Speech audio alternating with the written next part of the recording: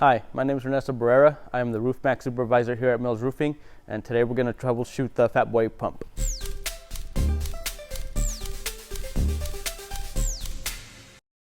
One of the biggest things with these Fat Boy pumps is keeping them clean. At the end of every shift, you want to go ahead and rinse it out, cycle everything out of it to ensure that the next day is ready for use again. If you have a large job, you want to clean the pump midway so that you prevent gunk buildup and it's not giving you any problems. Okay guys, to clean the pump, all you need to do is bring the wand over here to a bucket of water. You start shooting any solution that you have from the hose, you start shooting it back into the tank, and as soon as you see that the solution turns clear, that means it's just water. So all you need to do is take your wand, start spraying into another bucket. Make sure you spray at least 5 gallons of water, just clean water through the hose, and that ensures a proper clean out, and the next day it's ready for use and you don't have to worry about the thing clogging up. So the next day when you're getting ready to spray, you take your wand and you put it into your soy. You start spraying with your wand, you start spraying it into a bucket. As soon as you see the soy start coming out, then you know you're ready to spray. Guys, another thing with these Fat Boy pumps is sometimes we have issues with this pressure switch. This is what controls the flow of the soy methyl ester coming out of the wand. This thing is right here is the adjustment screw, so you adjust accordingly depending on how it's spraying. We like to keep extra parts on hand, an extra pressure switch, extra relays, so that if you run into an issue in the field, then you can go ahead and replace those without having any issues. Another thing is that we like to cut this hole a little bit bigger so we have easier access and we're not having trouble out in the field having to take out the whole pump. Guys, here's a couple of quick tips for this pressure switch. One thing we like to do is switch out their factory screw with a longer Phillips head so that it's easier to adjust and you're not dealing with this Allen.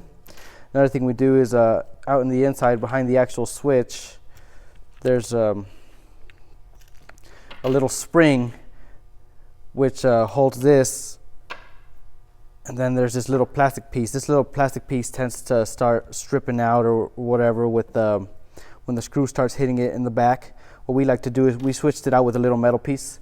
We made that out of a nail. You have to get creative and fabricate something. That's what we did. Makes it a lot easier so that when you're actually adjusting, you're not running into breaking this little piece and everything is running a lot smoother for you. It's just something to make it simple, make your life easier when you're dealing with these things. Okay guys, another thing that happens is you can lose prime. So one thing is that people forget to put the wand into the soy methyl ester, and if you squeeze the trigger without the wand in there, you're going to lose the prime. The way we go about re-getting the prime back, that you have this 3-way ball valve. You turn it, it'll start pulling the solution at it through the pump into this bucket, and when you start seeing it actually coming out, then you know you have your prime back. All you have to do is close it and you can go ahead and shoot again. Another thing that'll cause you to lose prime is air in the lines. So always ensure that all your fittings are tight, there's nothing loose, you don't have any leaks anywhere, and you should be fine after that. Just always double check your fittings, maybe every week, make sure everything's tight, and that way you don't run into any issues. Okay guys, another quick tip is always carry enough product to get the job done. Say you have a 40 square job, you want to carry 50 to 55 gallons so that when the material is getting low enough in the tank, you're not having any issues with the wand picking it up at the bottom.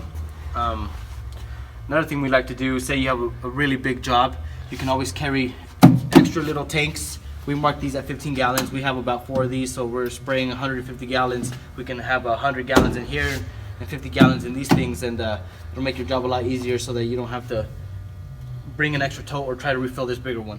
Another thing is we like to mix every 15 or 20 minutes to keep the product fresh in there, keep the water mixed in with the soy, and makes your job a lot easier. It makes it easier to spray out of the wand. One more thing to remember is that all the parts, or a lot of the parts that come with the the Fat Boy pump are plastic. We like to carry a little bit of extra everything so that if you encounter a problem in the field, then you can go ahead, take care of it, fix it right then and there, and you can get your job done and you don't have to worry about it. One more thing you guys have to remember is at the end of every shift, when you park in your vehicle, don't forget to plug in your battery. We bring it in, we plug it in, we let it charge every night so that the next day the system is fully charged and you don't run into any issues when you're trying to spray. My name is Ernesto Barrera.